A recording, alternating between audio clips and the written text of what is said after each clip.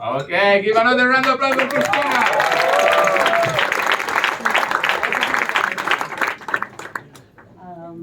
Well, thank you so much for holding the space for me tonight. Woo! And so I'm going to tell a story about something that I've been wanting to talk about already for a long time.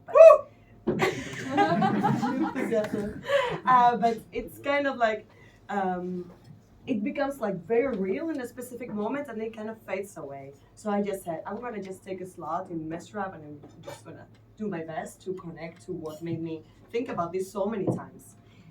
So I'm gonna give you a little bit of context about why this is important for me.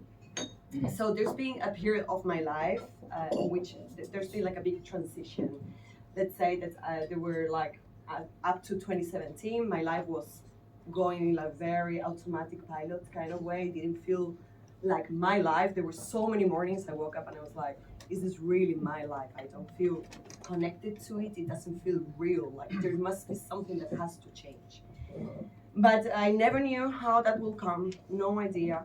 So I would just kept going on. And eventually one day, I just went to travel by myself for the first time ever. And that was kind of like the last day I kind of saw it. I felt something very intense and I just started to change things in my life like crazy. It's like a volcano erupted inside of me and I started to have a lot of enthusiasm about things I never knew I cared about, that I could really thrive doing. Um, so I can give you a little bit of example. Like I was a software engineer, so I spent a lot of time behind the fucking computer.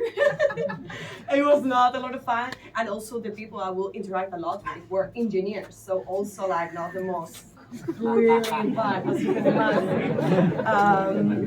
So I got very used to like quite monotonous day-to-day life and that was the norm. I could not see myself living a life that was completely different.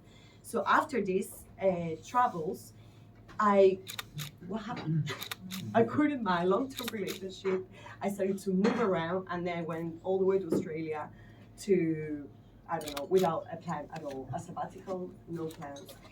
After this, let's say I started to try storytelling, stand-up comedy, acting, modeling, dancing, going to festivals, started to do like quite some freelance jobs here and there. I don't know, a bunch of things, tour guides, things that were completely disconnected from my previous life. But with all of this became like emotionally, you can imagine that it's not normal to change your life like this to this and be completely balanced emotionally. That was not the case. It was like a roller coaster. Sorry, I get very distracted. It was a roller coaster, and to balance this, I found yoga. So I thought of like motivational videos and all that shit, but that doesn't work, at least not for me. That's like just brainwashing yourself with stories of somebody else's life. It didn't work, so I went to find something for myself that really, really went to the core of what the fuck is life about.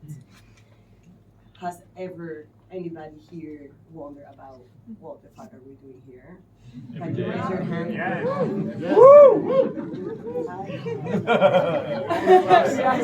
That's nice. Okay, so to me that question, it just came to my mind all the time. As soon as I arrived to the yoga teacher training, I decided to go full on. I'm not going to just do a little wellness thing. I'm just going to the yoga teacher training. And the first day said like, okay, let's answer the question, who am I?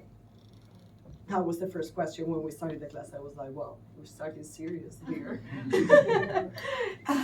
But the whole thing with yoga, what happened to me after this, and then I came back to the Netherlands again, it's just like, you never know how much yoga is enough.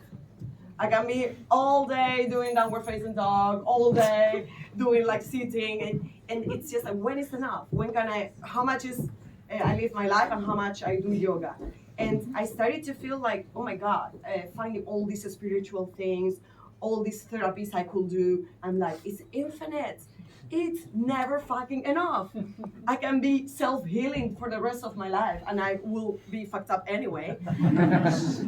So when COVID came, I had plans to go nomadic and just go live the life, no ties at all. But then COVID came, so it was not really suiting the timing.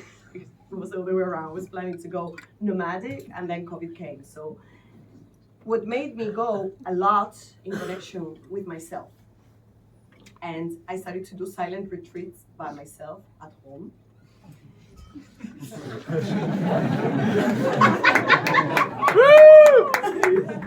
And that didn't work too well. And then when the borders were open again, I went to do a Vipassana course. Has anybody done this in here? We have a few people, that's very nice.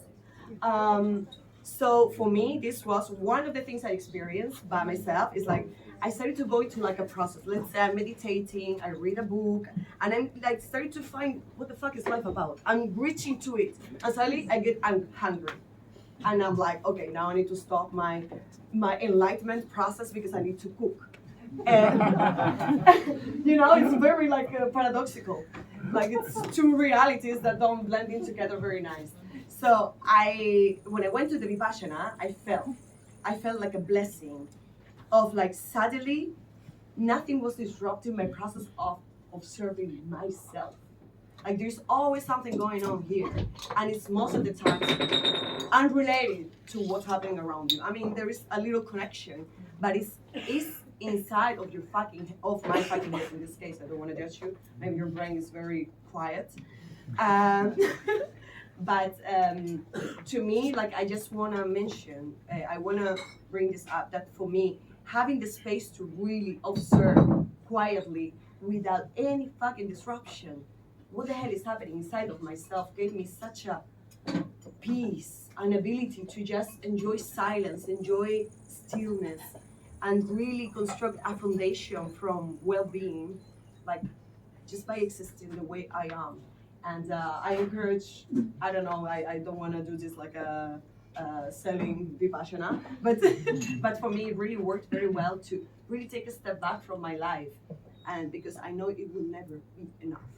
So the conclusion maybe that I want to leave you with this is that don't accept the noise in your head, just get used to it and give it space in yourself, because you will always be with yourself, I would say.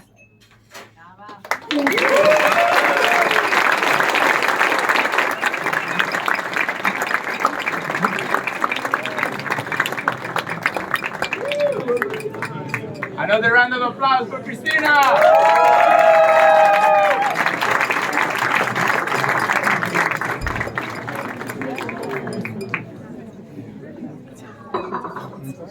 Silent retreat.